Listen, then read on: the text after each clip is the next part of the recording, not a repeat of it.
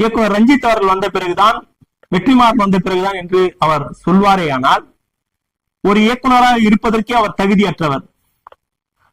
தமிழ் திரையுலகம் என்பது, தமிழ் மண் என்பது, தமிழ்நாடு என்பது திராவிட மண். இந்த திராவிட மண்ணில் எல்லா நிலைகளிலும் எல்லா துறைகளிலும் பகுத்தறிவு சிந்தனையும் சாதி ஒழிப்பு கண்ணோட்டமும் தொடர்ந்து பன்னெடுங்காலமாக இயங்கி வந்து கொண்டிருக்கிறது.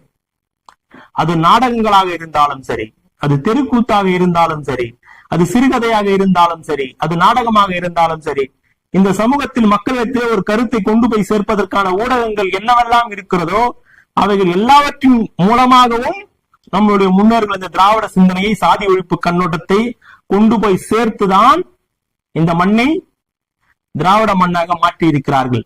ஒரு புரட்சி மண்ணாக இந்தியாவிற்கே இந்த வழிகாட்டக்கூடிய தமிழ்நாட்டில் ஒரு பகுத்தறிவு மண் இது தந்தை